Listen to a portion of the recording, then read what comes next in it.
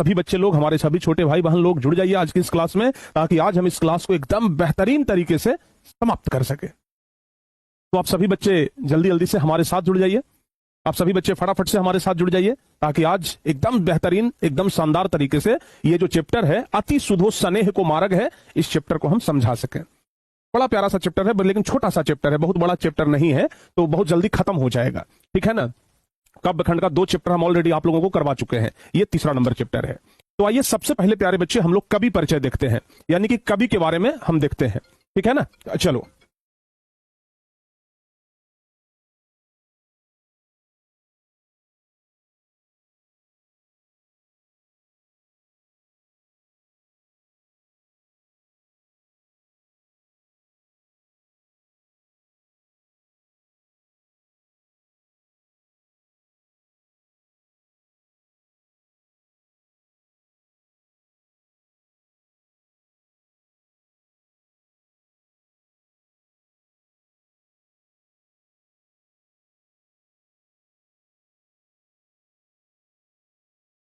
ठीक है बाबू, तो चलिए इस चैप्टर के जो कवि हैं उनके बारे में हम सबसे पहले बातचीत करते हैं, बहुत शानदार तरीके से, बहुत जबरदस्त तरीके से, ठीक है ना।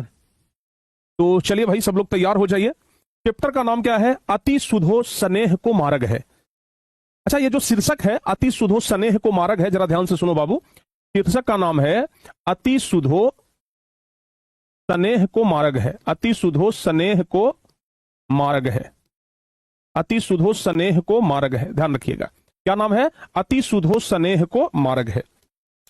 तो प्यारे बच्चों अब जरा ध्यान से देखना, ये जो चैप्टर है कि अति सुधो स्नेह को मार्ग है, इस शीर्षक का क्या मतलब हुआ, ठीक है ना। हम सबसे पहले इसके बारे में बात करते हैं। अति सुधो स्नेह को मार्ग है, यानी इस चैप्टर के कहने का ये जो शीर्षक है, इसका अर्थ हुआ कि जो स्नेह का मार्ग होता है, जो प्रेम का मार्ग होता है, वह बहुत सरल मार्ग होता है, बहुत टेढ़ा तिरछा मार्ग नहीं होता है। स्नेह का मार्ग बहुत सीधा मार्ग होता है, बड़ा सरल मार्ग होता है, ठीक है ना। और चूंकि घनानंद जो हैं वह एक ऐसे कवि हैं जो प्रेम के ऊपर कविता लिखे हैं, क्योंकि घनानंद एक नर्तकी से प्रेम करते थे, इतना प्रेम करते थे, इतना प्रेम करते थे कि उसके ऊपर कविता लिख दिए। बारिशों को कहते थे कि जाओ भाई हमारी प्रेमिका के आंगन में जाकर के बरस जाओ, इतना प्रेम करते थे। और इनकी प्रेमिका कौन थी? एक नर्तकी थी जिसका नाम था सुजान, ठीक है ना, सुजान नाम था। लेकिन बाद में ब्रेकअप हो गया, इनकी प्रेमिका से बिछोह हो गया, विराग हो गया, और बेचारे फिर भगवान के शरण में चले गए, वृंदावन में चले गए, ठीक है ना। तो उसी के बारे में प्यारे बच्चों आज हम लोग बात करेंगे। तो इस चैप्टर का अर्थ क्या हुआ कि प्रेम का मार्ग बहुत सरल होता है। प्रेम का मार्ग कैसा होता है? सरल होता है। तो सबसे पहले हम बात करते हैं कवि के बारे में कि इस पाठ के कवि कौन है, इस पाठ के कवि कौन है। तो जवाब क्या होगा? इस पाठ के कवि घनानंद है। ध्यान रखना बाबू, इस पाठ के कवि कौन है? घनानंद है। इस पाठ के कवि कौन है? घनानंद। और ये जो घनानंद है ना, यह रीति काल के कवि हैं। किस काल के कवि हैं? तो याद रखिएगा, यह रीति काल के कवि हैं, रीति काल के कवि हैं। यह किस काल के कवि हैं? जवाब याद रखिएगा, यह रीति काल के कवि हैं, ठीक है ना। ये जो कवि हैं वो किस काल के हैं? रीति काल के कवि हैं। प्यारे बच्चों, इनको रीति मुक्त काव्य धारा का भी कवि कहा जाता है। रीति काल का कवि कह लीजिए, या फिर रीति मुक्त काव्य धारा, ऐसे भी कह सकते हैं कि रीति मुक्त काव्य धारा, रीति मुक्त काव्य धारा के कवि, रीति मुक्त काव्य धारा के कवि, ऐसे भी हम लोग कह सकते हैं, ठीक है ना। तो ध्यान रखिएगा, घनानंद जो है वह रीति काल के कवि हैं, या रीति मुक्त काव्य धारा के शिरमौर कवि कहे जाते हैं, मतलब बहुत अच्छे कवि कहे जाते हैं, ठीक है। अब आगे बढ़ते हैं प्यारे बच्चों, हम बात करते हैं इनके जन्म के बारे में कि इनका जन्म कब हुआ। इनका जन्म हुआ बहुत पहले, यानी लगभग 1689 ईस्वी के आसपास। कंफर्म तो डेट नहीं पता है, हमें नहीं बल्कि किसी को नहीं पता है, 1689 के आसपास, ठीक है ना। 1689 के आसपास इनका जन्म हुआ, यानी कि इनका जो जन्म हुआ है ये कब हुआ है? तो ध्यान रखना बाबू, 1689 ईस्वी के आसपास इनका जन्म हुआ है, इनका घनानंद का। और मृत्यु 1739 ईस्वी में हुआ है। मृत्यु कब हुआ है? अगर पूछा जाए कि मृत्यु कब हुआ है, तो मृत्यु हुआ है 1739 में, ठीक है ना। मृत्यु कब हुआ है? 1739 में। अच्छा, इनका मृत्यु कैसे हुआ जानते हो? इनका मृत्यु कैसे हुआ जानते हो? आइए हम आपको बताते हैं। ये जो घनानंद है ना, यह मुगल बादशाह थे मोहम्मद शाह रंगीले, उनके यहां मुंशी का काम करते थे। ठीक है, जरा ध्यान से सुनिएगा। घनानंद जो है यह मोहम्मद शाह रंगीले के यहां मीर मुंशी का काम करते थे। समझिएगा जरा, हम लिख भी देते हैं, हम यहां पर लिख भी देते हैं ताकि आपको क्लियर हो जाए। ठीक है ना, याद रखिएगा कि घनानंद मोहम्मद शाह रंगीले के यहां मोहम्मद शाह रंगीले के यहां मीर मुंशी का काम करते थे। मीर मुंशी का काम करते थे। ठीक है ना, समझिएगा जरा ध्यान से। मोहम्मद शाह रंगीले के यहां किस चीज का काम करते थे? मीर मुंशी का काम करते थे। एक दिन क्या हुआ कि नादिर शाह अटैक किया। किनके यहां? मोहम्मद शाह रंगीले के यहां। पहले होता था ना कि एक राजा दूसरे राजा पर अटैक कर देता था, आक्रमण कर देता था, उसके क्षेत्र को जीत लेता था। ठीक है ना, तो हुआ क्या कि मोहम्मद शाह रंगीले पर आक्रमण किया। कौन? नादिर शाह। कौन आक्रमण किया था बाबू? नादिर शाह। याद रखिएगा, नादिर शाह आक्रमण किया। ठीक है ना, और जब नादिर शाह आक्रमण किया, नादिर शाह के सैनिक जब आक्रमण किया इनके यहां, मोहम्मद शाह रंगीले के यहां, तो घनानंद को पकड़ लिया। दरबार में ही पकड़ा गए। तो नादिर शाह का सैनिक इनको पकड़ करके बोला कि बताओ सोना कहां है? हैं? रज रज रज ऐसे पूछा। रज मतलब होता है सोना। ठीक है ना, रज रज रज नहीं, जर जर जर पूछा था। ठीक है, जरा समझिएगा ध्यान से। जर जर जर जर मतलब होता है सोना।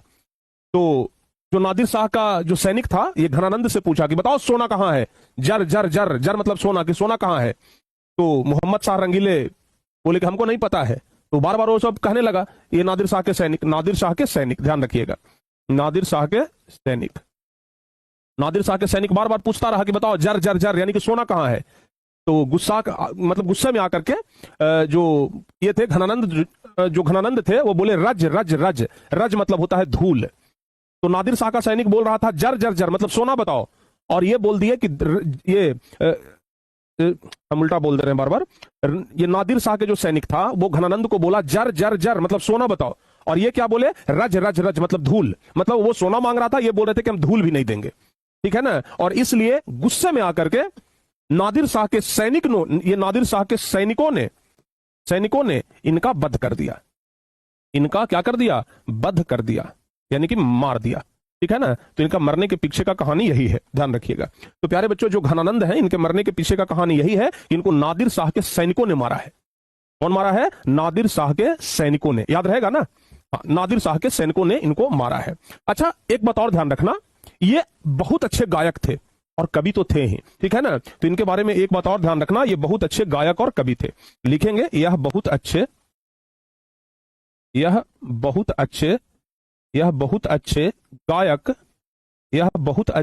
गायक और कवि हैं। यह बहुत अच्छे गायक और कवि हैं। ठीक है, जरा समझिएगा, ये बहुत अच्छे क्या है बाबू? गायक भी हैं और कवि भी हैं। बहुत अच्छे गायक हैं और बहुत अच्छे कवि भी हैं। घनानंद जो है वह सुजान नाम की नर्तकी से प्रेम करते थे, जैसा कि हम आपको शुरुआत में ही बताए। ठीक है ना, ध्यान रखिएगा। घनानंद सुजान नाम की नर्तकी से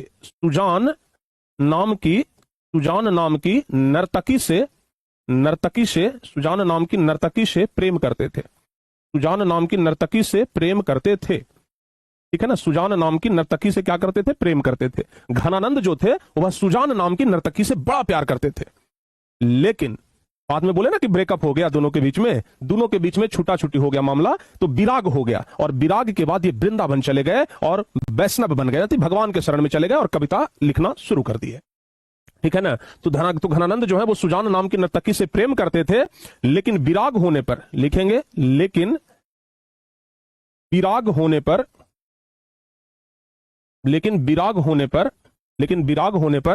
यह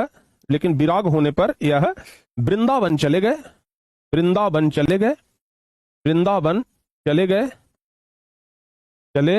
और भगवान के शरण में गए। भगवान के शरण में जो जाता है उसको वैष्णव कहा जाता है, वैष्णव। और वैष्णव बनकर कविता लिखने लगे। ठीक है ना, ध्यान रखिएगा। तो घनानंद जो थे वो किस लड़की से प्रेम करते थे? सुजान नाम की लड़की से प्रेम करते थे। समझ में आया बाबू? किससे? सुजान नाम की लड़की से प्रेम करते थे। अच्छा, एक बच्चे अभी पूछ रहे हैं कि सर इनका मृत्यु कब हुआ था? 1739 में बताया तो 1739 में ही नादिर शाह के जो सैनिक था वो आक्रमण किया था मथुरा पर भी और वृंदावन पर भी। समझिएगा, मथुरा और वृंदावन दोनों पर आक्रमण किया था, ठीक है ना। और चूंकि घनानंद वृंदावन में ही रहते थे और वृंदावन में ये मोहम्मद शाह रंगीले के यहां मीरमुंशी का काम करते थे, और इसलिए इनसे सोना मांगा गया, लेकिन ये बोले रज रज रज, यानी कि धूल भी नहीं देंगे, और इसलिए सिपाहियों ने क्या कर दिया? इनका वध कर दिया, ठीक है ना। इस बात को आप लोग ध्यान रखिएगा, ठीक है। चलिए, तो यहां तक आपको हम बता दिए। अब उसके बाद और भी चीजें ध्यान रखिएगा। चूंकि ये प्रेम के ऊपर कविता लिखते हैं, इसलिए इनको प्रेम के पीर का कवि कहा जाता है। लिखेंगे कि इन्हें प्रेम के पीर का कवि, प्रेम के पीर का कवि, इन्हें प्रेम के पीर का कवि कहा जाता है, कहा जाता है। ध्यान रखिएगा, इन्हें क्या कहा जाता है? तो प्रेम के पीर का कवि कहा जाता है, ठीक है ना। क्योंकि इनकी कविताओं में ज्यादातर प्रेम के ही चर्चे मिलते हैं, प्रेम का, प्रेम के पीड़ा का, ठीक है ना, यानी लव स्टोरी का, ब्रेकअप स्टोरी का, यही सब चर्चा इनके कविता में मिलेगा, ठीक है बाबू, ध्यान रखिएगा। इनकी भाषा कौन सी है? तो ध्यान रखिएगा, इनकी भाषा ब्रज भाषा है। इनकी भाषा ब्रज भाषा है, ध्यान रखिएगा। इनकी भाषा ब्रज भाषा है। इनकी भाषा क्या है? तो ध्यान रखिएगा, इनकी भाषा ब्रज भाषा है, ठीक है ना। ये ब्रज भाषा में ज्यादातर अपनी कविताएं लिखते हैं, और खास करके सवैया है, ध्यान रखिएगा। इनके बहुत कुछ प्रमुख ग्रंथ भी हैं, जिसके बारे में ध्यान रखिएगा, ठीक है ना बाबू। इनके प्रमुख ग्रंथ, ये भी याद रखिएगा, इनके प्रमुख ग्रंथ, इनके प्रमुख ग्रंथ। तो इनका प्रमुख ग्रंथ कौन कौन सा है? तो ध्यान रखिएगा, एक तो हो गया सुजान सागर, एक तो हो गया बाबू, ध्यान रखना आप लोग, सुजान सागर। क्या हो गया? सुजान सागर, ध्यान रखिएगा, एक क्या हो गया? सुजान सागर। दूसरा याद रखिएगा, विरह लीला, विरह लीला। दूसरा क्या हो गया? विरह लीला, ठीक है ना। एक हो गया सुजान सागर, दूसरा बता दिए विरह लीला, और एक और है जिसका नाम क्या है? जिसका नाम क्या है? रसकेली बल्ली। ध्यान रखिएगा, रसकेली बल्ली, रसकेली बल्ली, रसकेली, रसकेली बल्ली, रसकेली बल्ली इत्यादि, ध्यान रखिएगा। तो ये सब इनकी प्रमुख रचना है, जिसके बारे में कि आप लोगों को ध्यान रखना है, ठीक है ना।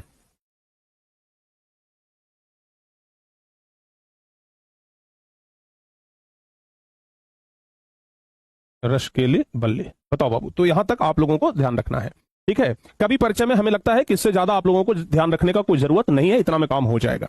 तो हम आप लोगों को कवि परिचय में ज्यादा कुछ नहीं बताए हैं, जितना बताए हैं बस इतना आप लोग याद रखिएगा, आपका काम हो जाएगा, यानी परीक्षा में छूटेगा नहीं। तो क्या क्या बताए? अति सुधो स्नेह को मार्ग है के कवि कौन है? घनानंद है, जो रीति काल के कवि है। रीतिमुक्त काव्य धारा कवि कभी कहा जाता है। 1689 के आसपास इनका जन्म हुआ है। इनका मृत्यु हुआ है 1739 में, जो कि नादिर शाह के सैनिकों ने इनका वध कर दिया, ठीक है ना। क्यों वध किया? तो क्योंकि ये मोहम्मद शाह रंगीले के यहां मीरमुंशी का काम करते थे, और इनसे सोना मांगा गया, यानी कि जर जर जर कहा गया, ये बोले रज रज रज, तो भाई इनका मृत्यु कर दिया गया, मार दिया गया, ठीक है ना। ये बहुत अच्छे गायक भी थे, बहुत अच्छे कवि भी थे, ये भी याद रखिएगा। और ये सुजान नाम की नर्तकी से प्रेम करते थे, लेकिन जब इनका ब्रेकअप हुआ, जब इनका वियोग हुआ, तो ये वृंदावन चले गए और वहीं भगवान की शरण में जाकर के वैष्णव हो गए और कविता लिखने लग गए। क्योंकि ये प्रेम के ऊपर कविता लिखते हैं, तो इसलिए इनको प्रेम के पीर का कवि भी कहा जाता है। और इनकी कविताओं की भाषा अक्सर ब्रज भाषा होती है। इनकी प्रमुख रचना है सुजान सागर। देखिए, सुजान से इतना प्रेम करते थे कि उसके ऊपर एक कविता लिख दिए, सुजान सागर। सागर मतलब होता है समुद्र, यानी कि सुजान को ये समुद्र कहते हैं, प्रेम का समुद्र कहते हैं। तो सुजान सागर, विरह लीला, रसकेली बल्ली, ये सब इनकी प्रमुख रचनाएं हैं, जिसको कि याद रखना है, ठीक है ना। अब प्यारे बच्चों, आते हैं सीधे हम लोग कविता की ओर, ठीक है ना। अब हम लोग सीधे आते हैं कविता की ओर, जरा ध्यान से देखो कविता क्या कह रहा है। कह रहा है कि अति सुधो स्नेह को मार्ग है, कह रहा है बाबू कि अति सुधो स्नेह को मार्ग है, जहां नेकु सयानप बांक नहीं, जहां नेकु सयानप बांक नहीं। चूंकि ब्रज भाषा में है, तो ब्रज भाषा हो सकता है कि आप लोग को समझ में ना आए, ठीक है ना। हमें भी ब्रज भाषा नहीं आता है, लेकिन पढ़ाते पढ़ाते इसका अर्थ तो हम जानिए गए हैं, ठीक है ना। ऐसे ब्रज भाषा हमको बोलने नहीं आता है, हाँ समझ जाते हैं, लेकिन बोलने नहीं आता है। देखो बाबू, कह रहा है अति सुधो स्नेह को मार्ग है, जैसा कि अभी हम आपको बताए कि इसका मतलब हुआ कि जो प्रेम का मार्ग होता है, जो प्रेम का मार्ग होता है वो अति सरल होता है, अति सुधो, अति सरल होता है। स्नेह को मार्ग, यानी कि स्नेह का जो मार्ग है, स्नेह का जो रास्ता है, प्रेम का जो रास्ता है, वो अति सुगम होता है, ठीक है ना। जहां नेकु सयानप बांक नहीं, इसमें थोड़ा सा भी छल कपट नहीं होता है, थोड़ा सा भी धूर्तता नहीं होता है, टेढ़ापन नहीं होता है, ठीक है ना। यानी कि अगर प्रेम के मार्ग पे चल रहे हो तो आपको धूर्तता छोड़ना पड़ेगा। धूर्त बन करके आप प्रेम के मार्ग पे नहीं चल सकते हो, फिर वो नकली प्रेम है, फिर वो असली प्रेम नहीं है। जो असली प्रेम करते हैं, जो सच्चा प्रेम करते हैं, वो सरल होता है, अति सुधो, अति सरल होता है। स्नेह को मार्ग, यानी कि स्नेह का जो मार्ग है, स्नेह का जो रास्ता है, प्रेम का जो रास्ता है, वो अति सुगम होता है, ठीक है ना। जहां नेकु सयानप बांक नहीं, इसमें थोड़ा सा भी छल कपट नहीं होता है, थोड़ा सा भी धूर्तता नहीं होता है, टेढ़ापन नहीं होता है। ठीक है ना। यानी कि अगर प्रेम के मार्ग पे चल रहे हो तो आपको धूर्तता छोड़ना पड़ेगा। धूर्त बनकर के आप प्रेम के मार्ग पे नहीं चल सकते हो, फिर वो नकली प्रेम है, फिर वो असली प्रेम नहीं है। जो असली प्रेम करते हैं, जो सच्चा प्रेम करते हैं, वो धूर्तता नहीं करते हैं। ठीक है ना, ध्यान रखिएगा। क्या कह रहा है कि अति सुधो स्नेह को मार्ग है जहां नेकु सयानप बांक नहीं, और कह रहा है तहां सांचे चले रजी आप नपी झुझुके कपटी जे निशाक नहीं। जहां सांचे चले तजी, यानी कि इस रास्ते पर जो लोग चलते हैं, इस रास्ते पर जो लोग चलते हैं वह अपने अभिमान को भी त्याग देते हैं। और क्या कह रहा है, झुझुके कपटी जे निशाक नहीं। जो कपटी लोग होते हैं, जो धूर्त लोग होते हैं, वो इस मार्ग पर चलने से क्या होते हैं, झिझकते हैं। यानी कि कपटी लोग कभी भी सच्चे मार्ग पर, सच्चे प्रेम के मार्ग पर नहीं चल सकते हैं। कपटी लोग कभी भी सच्चा प्रेम नहीं करता है। कपटी लोग कभी भी सही रास्ते पे नहीं चलता है। कपटी लोग हमेशा गलत रास्ते पे चलता है। ठीक है ना, ध्यान रखिएगा। तो प्यारे बच्चों, कुल मिलाकर के इस कविता के पहले दो पंक्ति में यह बताया गया है कि प्रेम का मार्ग अति सरल होता है, प्रेम का मार्ग एकदम सीधा होता है, जहां थोड़ा सा भी धूर्तता नहीं होता है। जो लोग इस रास्ते पे चलते हैं वो अपने अभिमान को त्याग देते हैं, लेकिन जो कपटी लोग होते हैं वो प्रेम के मार्ग पर चलने से झिझकते हैं। कपटी लोग कभी भी निर्भय होकर के प्रेम के मार्ग पे नहीं चल सकते हैं। बात सही है कि नहीं है। कपटी का मतलब हो गया धूर्त लोग, जो प्यार का नाटक करता है लेकिन सच्चा प्यार नहीं करता है। आजकल के जमाने में ना प्यार करने वाले बहुत कम लोग मिलते हैं जो सच्चा प्यार करे। लोग आपके शरीर से प्यार करते हैं, जिस्म के भूखे होते हैं लोग। ठीक है ना, लोग यहां पर सच्चा प्रेम नहीं चाहते हैं। आजकल ना बहुत कम ही ऐसे लोग हैं जो सच्चा प्यार करते हैं। आजकल लोगों के पास प्यार नहीं, अट्रैक्शन है। ठीक है, वो देख लिया कि सुंदर है तो भाई उसके पास, अब फिर 2 दिन के बाद देख लिया कि वो सुंदर है तो उसके पास। लोगों का प्यार यही है। लेकिन जो सच्चा प्यार करते हैं उसको शरीर की सुंदरता से कोई मतलब नहीं होता है, उसको मन की सुंदरता से मतलब होता है। ठीक है ना बाबू, ध्यान रखिएगा। तो कवि घनानंद कहते हैं कि प्रेम का मार्ग अमृत के समान पवित्र, अति सीधा और सुगम होता है, जिसमें थोड़ा भी धूर्तता नहीं होता है। इस रास्ते पर सच्चे लोग अपने अभिमान को त्याग कर चलते हैं, लेकिन कपटी लोग इस रास्ते पर चलने से झिझकते हैं, वो इस रास्ते पर निर्भय होकर के नहीं चलते हैं। ठीक है ना, ध्यान रखिएगा। अब आगे क्या कह रहे हैं बाबू, पहला 2 पंक्ति समझ गए, अब अगला 2 पंक्ति समझिए। सुजान के बारे में कह रहे हैं। क्या कह रहे हैं, घनानंद प्यारे सुजान सुनो। कह रहे हैं कि हे घनानंद की प्यारी प्रेमिका सुजान सुनो। सुजान को संबोधित कर रहे हैं और कहते हैं सुजान को, अपनी कविता के माध्यम से सुजान जिससे ये प्रेम करते थे उसको कह रहे हैं कि हे घनानंद के प्यारे सुजान सुनो। आनंद खुद कह रहे हैं कि हे घनानंद के प्यारे सुजान सुनो, यहां अनंत हवे दर्शो निधि नीर सुधा की समान करो सभी विधि सज्जनता सरसो। क्या बात है, क्या बात है, बहुत बढ़िया कविता है बाबू। क्या कह रहा है, फिर से एक बार कविता पढ़ते हैं। कह रहा है कि परका जहीं देह को धारी फिरो। बादलों को कह रहे हैं, कवि घनानंद जो है वो बादल को कह रहे हैं कि हे बादल, तुम हमेशा दूसरों के लिए देह धारण करते हो। बादल जब लगता है तो क्या अपने लिए बरसता है? नहीं ना, दूसरों के लिए बरसता है। बादल कभी भी अपने लिए नहीं बरसता है, वृक्ष अपने लिए फल नहीं देता है, नदी अपने लिए पानी नहीं रखती है, दूसरों के लिए। तो वैसे ही बादल जो है वो दूसरों के लिए बरसता है। तो वही कह रहे हैं, यहां पर जो शब्द लिखा गया है ना ये वाला परजन्य, ये बादल को ही कहा जाता है परजन्य, ध्यान रखिएगा। ठीक है ना, क्या कह रहे हैं कि परका जही देह को धारण करो, दूसरों के लिए तुम देह धारण करती हो। बादल, बादल को कह रहे हैं कि तुम तो हमेशा दूसरों के लिए देह धारण करती हो, हैं? और क्या कह रहे हैं भाई कि परजन्य जनानत हवे दर्शो, तुम हमेशा दूसरों के ही उपकार में लगी रहती हो। और क्या कह रहे हैं कि निधि नीर सुधा की समान करो। सुधा मतलब होता है अमृत। क्या कह रहे हैं कि तुम अपनी बारिश को अमृत के समान कर दो। घनानंद बादलों से कह रहे हैं कि तुम अपने जल को अमृत के समान कर दो, सुधा की तरह कर दो, अमृत के समान कर दो। काहे भाई? और कह रहे हैं कि सभी विधि सज्जनता सरसो, और तुम हमारे सुजान के आंगन में जाकर के बरस जाओ और अपनी सज्जनता का परिचय दो। ठीक है ना, समझ में आ गया बाबू?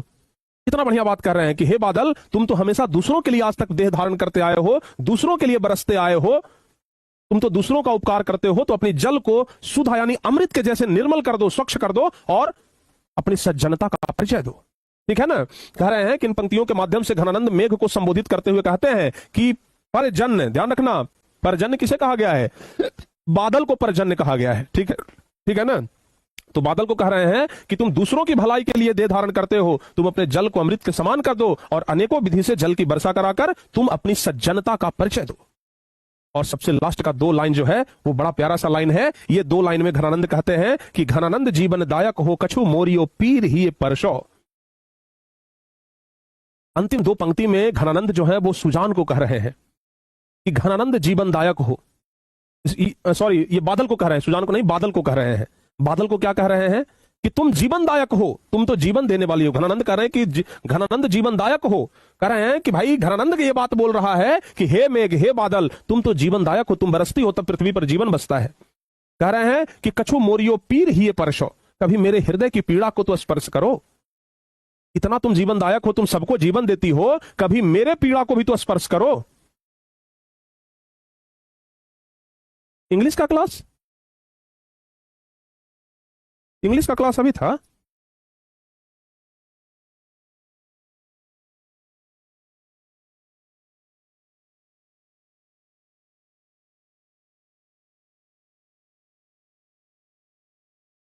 चलो बाबू, इंग्लिश का क्लास तो 3 बजे से है जी, आप लोग हमें भी कंफ्यूज कर देते हो।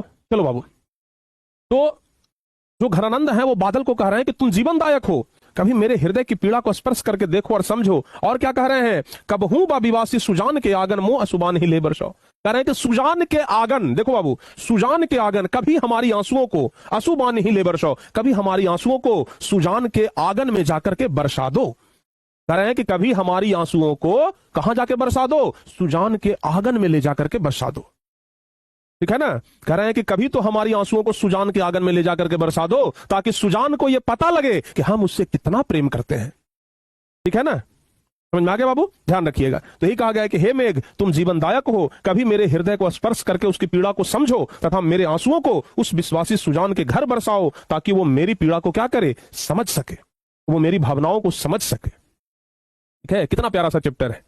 और यही बस 8 लाइन का ये चैप्टर है। कैसा लगा ये चैप्टर, पहले ये बताओ, इसका अर्थ आप लोगों को कैसा लगा बाबू? जल्दी से एक बार कमेंट करके आप लोग बताइए, फटाफट से आप लोग कमेंट करके बता दीजिए कि आप लोगों को इसका अर्थ कैसा लगा।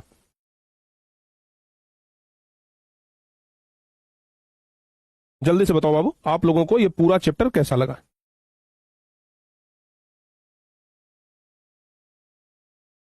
अच्छा लगा? क्या बात है, बहुत बढ़िया, बहुत बढ़िया। ठीक है ना। अब आइए इसका क्वेश्चन आंसर प्यारे बच्चे हम लोग देख लेते हैं।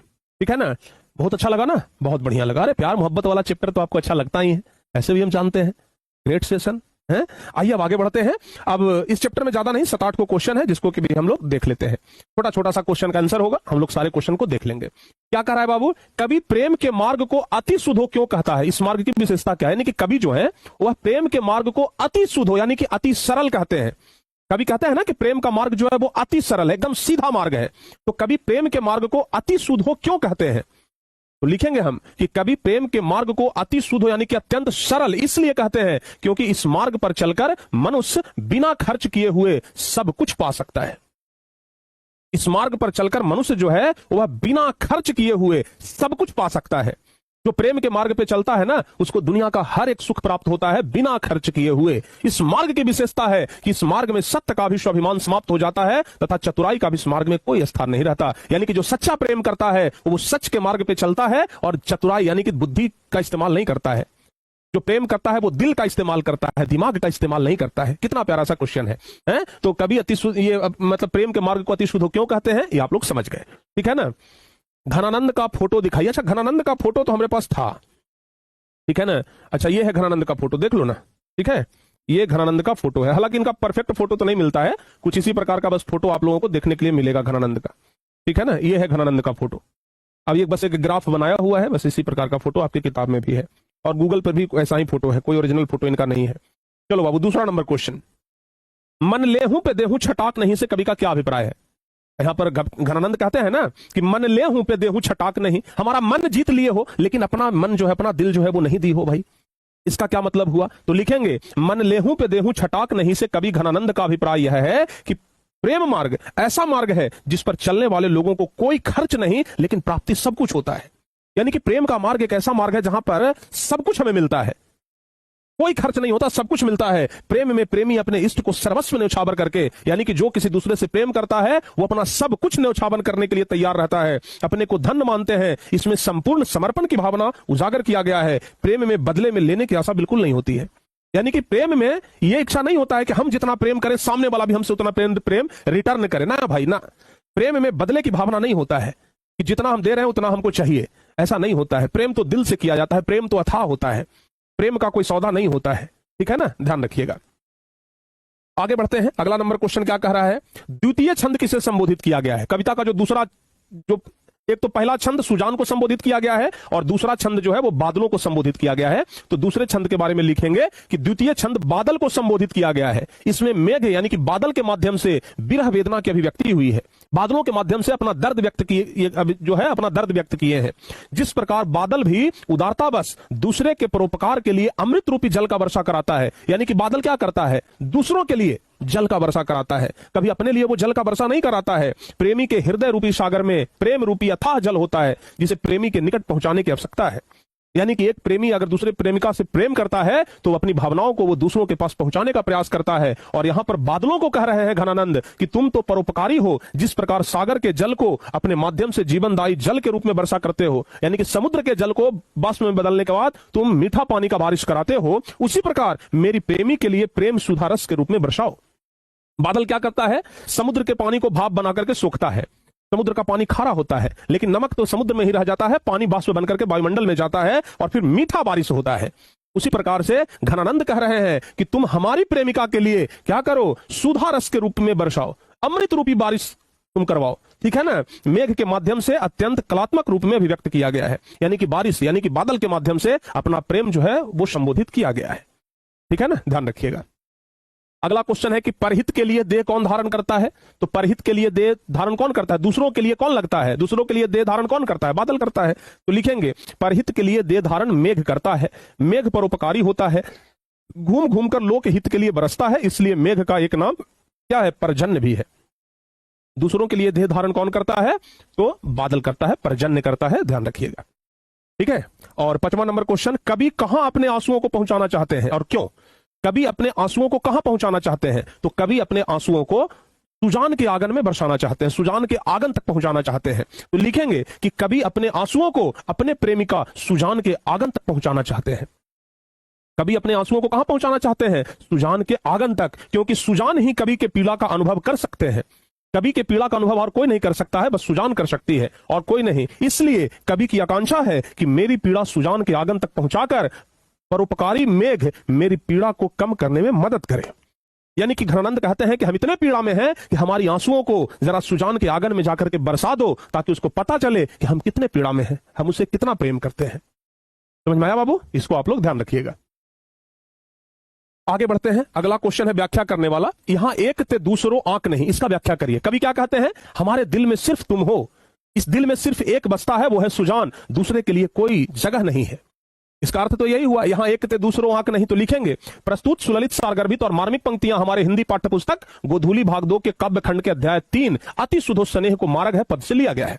व्याख्या करने वाले क्वेश्चन में जरूर लिखना पड़ेगा कि यह पंक्ति कहां से लिया गया है। तो यह पंक्ति कहां से लिया गया है, काव्य खंड के अध्याय 3 से, जिसके रचयिता घनानंद है। और इस पद में कवि ने प्रेम मार्ग को सुगम, यानी कि जो कवि घनानंद है वो कहते हैं कि प्रेम का जो मार्ग होता है वह सुगम, सरल और पवित्र होता है। यहां एक ते दूसरों आंक नहीं, यहां किसी दूसरे का स्थान नहीं होता है। कोई सच्चा प्रेम करता है तो वो उसी से प्रेम करता है, अर्थात प्रेम मार्ग के समान कोई दूसरा मार्ग नहीं है। प्रेम मार्ग ही अद्वितीय मार्ग है, प्रेम से बढ़कर के और कुछ भी नहीं है। एक बच्चे कह रहे हैं कि सर आप आरती मैम से कितना प्रेम करते हैं। भाई एक व्यक्ति अपने पत्नी से कितना प्रेम कर सकता है? अपनी पत्नी से तो लोग बहुत प्रेम करते हैं, है कि नहीं है? तो ये पूछने वाली बात ही नहीं है कि आप कितना प्रेम करते हैं, ठीक है ना। दुनिया में वो बात जो आप दुनिया में किसी से नहीं कह सकते हैं, वो बात आप पत्नी से कह सकते हैं। आप अंदाजा लगाइए कि कोई व्यक्ति अपनी पत्नी से कितना प्रेम करता होगा, है कि नहीं है बाबू। प्रेम करना कोई गलत नहीं है, ठीक है ना। आप लोगों का भी कभी शादी हो तो हम कहते हैं कि अपनी पत्नी से बहुत प्रेम करना, ठीक है ना, क्योंकि माता पिता के बाद पत्नी ही वो व्यक्ति है, पत्नी ही वो होती हैं जो आपका पूरा ख्याल रखती हैं, ठीक है ना। अच्छा एक बताओ, और पत्नी भी होनी चाहिए अच्छा। अब जैसे आजकल जो खबर सुनते हो वैसा नहीं होना चाहिए कि कोई काट करके मिक्सी में पीस देके चटनी बना दिया, तो कोई पहाड़ पर से ढकेल दिया, तो कोई मार करके बाथरूम में नीचे बंद करके प्लास्टर कर दिया। वैसा पत्नी नहीं होना चाहिए। ऐसा पत्नी होना चाहिए जैसा कि आप प्रेम करते हो, ठीक है ना। समझ में आया बाबू? हाँ हाँ समझ में आया? तब आजकल न्यूज पढ़ते हो ना? चलो, सर प्यार करना चाहिए या नहीं? देखो, इसका जवाब हाँ भी है और ना भी है, दोनों है। ठीक है, इसका जवाब आप हाँ में भी दे सकते हो और ना में भी दे सकते हो। ठीक है, हाँ में इसलिए क्योंकि प्यार करना कोई गुनाह नहीं है, ना में इसलिए क्योंकि करने का एक सही उम्र होता है, सही समय होता है। ऐसा नहीं कि पढ़ने लिखने के टाइम में आप इश्कबाजी कर रहे हो तो फिर वो गलत है। ठीक है ना, सब कुछ का एक सही समय होता है। अभी जो आप कर रहे हो वो प्यार नहीं, वो अट्रैक्शन है। ठीक है ना, आप किसी दूसरे के प्रति अट्रैक्ट हो रहे हो। जब आपका दिल मेच्योर हो जाए, जब आपका बुद्धि मेच्योर हो जाए और उस मेच्योरिटी के साथ आप अगर किसी से प्रेम करते हो तो वो प्रेम टिकाऊ होता है। ठीक है ना, अट्रैक्शन वाला प्रेम टिकाऊ नहीं होता है, ध्यान रखना इस बात को। ठीक है, चलो बाबू आगे बढ़ते हैं। अब सबसे लास्ट क्वेश्चन, कछु मेरियो पीर हिये परसो, इसका क्या मतलब हुआ? कछु मेरियो पीर हिये परसो, इसका क्या मतलब हुआ? तो लिखेंगे कि प्रस्तुत सुललित सारगर्भित और मार्मिक पंक्तियां हमारे हिंदी पाठ्यपुस्तक गोधूली भाग 2 के काव्य खंड के अध्याय 3 अति सुधो स्नेह को मार्ग है पद से लिया गया है। यानी कि यह पंक्ति कहां से लिया गया है, तो पहले उसका परिचय देंगे। ठीक है ना, जिसके रचयिता घनानंद है। इस पद में कवि ने मेघ को परोपकारी ये कहते हुए कहते हैं कि कभी मेरे हृदय को स्पर्श कर उसकी पीड़ा को समझो। कवि जो है वो बादलों की कभी मेरे पीड़ा को समझो। ठीक है ना, मेरे आंसुओं को उस विश्वासी सुजान के घर बरसाओ ताकि वो मेरी पीड़ा को समझ सके। कहते हैं कि हमारी आंसू सुजान के आंगन में जाकर आओ ताकि वो सुजान हमारी पीड़ा को समझ सके। ठीक है ना, ध्यान रखिएगा। तो प्यारे बच्चों, ये पूरा जो चैप्टर का क्वेश्चन आंसर था ऑब्जेक्टिव, ये सब्जेक्टिव क्वेश्चन, वो हम आपको पूरा कंप्लीट करवा दिए। अब आइए इस चैप्टर का सब्जेक्टिव के बाद ऑब्जेक्टिव क्वेश्चन हम लोग देख लेते हैं।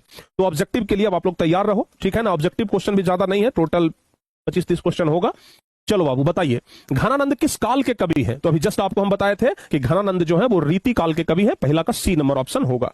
आगे, सुजान सागर किसकी कृति है? तो सुजान सागर किसका? घनानंद का कृति है, ध्यान रखिएगा। आगे बताओ, किसे प्रेम के पीर का कवि कहा जाता है? तो घनानंद को प्रेम के पीर का कवि कहा जाता है, सी नंबर ऑप्शन। आगे बताइए, लाक्षणिक मूर्तिमता और प्रयोग वैचित्र के कवि कौन है? तो लाक्षणिक मूर्तिमता और प्रयोग वैचित्र के कवि भी कहा जाता है घनानंद को ही, डी ऑप्शन। आगे, रीतिमुक्त काव्यधारा के सिरमौर कवि कौन है? रीतिमुक्त काव्यधारा के सिरमौर कवि घनानंद को ही कहा जाता है। आगे, घनानंद की भाषा क्या है? तो घनानंद की भाषा ब्रज भाषा है, ध्यान रखिएगा, बी ऑप्शन होगा। आगे बताओ, घनानंद किससे प्रेम करते थे? तो सुजान नामक नर्तकी से प्रेम करते थे, सी ऑप्शन होगा। आगे बताइए, घनानंद कवि है, कैसे कवि है? तो प्रेम के पीर के कवि हैं। आगे, मुगल बादशाह मोहम्मद शाह रंगीले के यहां क्या काम करते थे? तो वह मीर मुंशी का काम करते थे, बी नंबर ऑप्शन सही होगा। आगे बताइए बाबू, अगला नंबर क्वेश्चन, परहित के लिए देह कौन धारण करता है? परहित के लिए, तो बादल जो है वो परहित के लिए देह धारण करता है। आगे, कवि अपने आंसुओं को कहां पहुंचाना चाहता है? तो सुजान के आंगन में पहुंचाना चाहता है। आगे बताइए, निस्वार्थ भाव से निश्चल होकर अपने को समर्पित कर देना किसका कथन है? तो निस्वार्थ भाव से अपने को समर्पित कर देना ये घनानंद का कथन है, ये बात घनानंद कहते हैं। आगे बताइए, घनानंद की महत्वपूर्ण रचना कौन है? तो जवाब होगा सुजान सागर। ठीक है ना, आगे बताओ बाबू, घनानंद ग्रंथावली का संपादन किसने किया था? ये नया क्वेश्चन याद रखिएगा कि घनानंद ग्रंथावली का संपादन किया था विश्वनाथ मिश्र ने। अगला नंबर क्वेश्चन है कि घनानंद की कृति का आधार क्या है? घनानंद की कृति का आधार, तो घनानंद की कृति का आधार है सुजान हित और घनानंद कवित, यानी कि ए और बी दोनों। आगे बताइए, मो असुबान ही ले बरसाओ में किसकी बात कही गई है? मेरी आंसुओं को जाकर के बरसा दो, इसमें विरह वेदना, बिछड़ने का जो दर्द होता है उसका बात कहा गया है। आगे, घनानंद के अनुसार प्रेम का मार्ग कैसा होता है? तो प्रेम का मार्ग सीधा और सरल होता है, ध्यान रखिएगा। आगे बताइए, कवि प्रेम मार्ग को अति सुधो कहता है, क्योंकि कवि प्रेम मार्ग को अति सुधो क्यों कहते हैं? क्योंकि यहां तनिक भी चतुराई काम नहीं करती है, यहां सच्चाई भी अपना घमंड त्याग कर चलती है, यहां कपटी लोग चलने से झिझकते हैं, यानी कि जवाब होगा उपयुक्त सभी, यानी कि 20 का डी नंबर ऑप्शन। आगे बताइए, घनानंद किनके द्वारा मारे गए?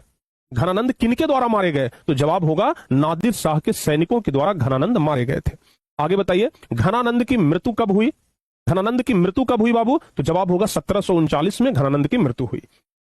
आगे, कवि ने परजन्य किसे कहा है? तो बादल को परजन्य कहा गया है। अगला नंबर क्वेश्चन, घनानंद का जन्म कब हुआ था? तो घनानंद का जन्म कब हुआ? जन्म हुआ है 1689 ईस्वी के आसपास। आगे बताओ, रज का अर्थ क्या होता है? तो रज का अर्थ धूल होता है। आगे बताइए, एकांतिक और एकांगी प्रेम के कवि कौन है? तो घनानंद को ही कहा गया है एकांतिक और एकांगी प्रेम के कवि। आगे, संकालु हृदय नहीं करता है, जिसका हृदय छोटा होता है, जिसका मन छोटा होता है, वो कभी भी प्रेम नहीं करता है, बी ऑप्शन होगा। अगला नंबर, घनानंद की भाषा क्या है? तो घनानंद की भाषा जो है वो क्या है बाबू? इनका ब्रज भाषा था ना, शुद्ध ब्रज भाषा और परिष्कृत ब्रज भाषा दोनों हो जाएगा। शुद्ध और परिष्कृत दोनों है बाबू, तो ए और बी दोनों याद रखिएगा, ठीक है ना। आगे बताओ, अति सुधो स्नेह को मार्ग है जहां नेकुश से आनप बांक नहीं, यह पंक्ति किस कवि की है? तो ये घनानंद की पंक्ति है। आगे बताइए, घनानंद कवि है, कैसे कवि है? तो रीति मुक्त काव्य धारा के कवि हैं, आपको हम बता चुके हैं। आगे, मोह अशुभान ही ले बरसाओ, कौन कहते हैं? तो ये घनानंद कहते हैं कि हमारी आंसुओं को ले जाकर के क्या करो? बरसा दो। आगे बताओ बाबू, घनानंद ने किस मार्ग को अत्यंत सीधा और सरल कहा है? तो घनानंद ने प्रेम के मार्ग को अत्यंत सीधा और अत्यंत सरल कहा है। और फाइनली प्यारे बच्चों, आपका ये चैप्टर यहीं पर क्या हो गया? समाप्त हो गया, द एंड हो गया। बताओ 33 में से कितना क्वेश्चन सही हुआ? हमें तो लगता है कि 33 में 31-32 जरूर कर दिए होंगे, वो गलती हो जाए, नहीं कर सकते, लेकिन जरूर पूरा सही होगा, ठीक है ना। पूरा का पूरा सही हुआ होगा, जरूर हम ये बात कहते हैं, ठीक है, क्योंकि बहुत अच्छे तरीके से हम ये पूरा चैप्टर आपको हम कंप्लीट करवा दिए हैं। अब प्यारे बच्चों, आप लोगों को जुड़ना है 7 बजे से, ठीक है ना। 7 बजे से आज ज्योग्राफी का क्लास होगा, तो 7 बजे से आप लोग क्लास में जुड़ जाइएगा, ठीक है बाबू। 7 बजे से आप लोग क्लास में जुड़ जाइएगा, ठीक है ना। तो चलिए, अब आज इस क्लास को यहीं पे समाप्त करते हैं और मिलते हैं आप लोगों से हम नेक्स्ट क्लास में, अगली क्लास में। अगली क्लास के लिए तैयार रहिएगा। तब तक के लिए जय हिंद, धन्यवाद। मिलते हैं बाबू ज्योग्राफी वाले क्लास में।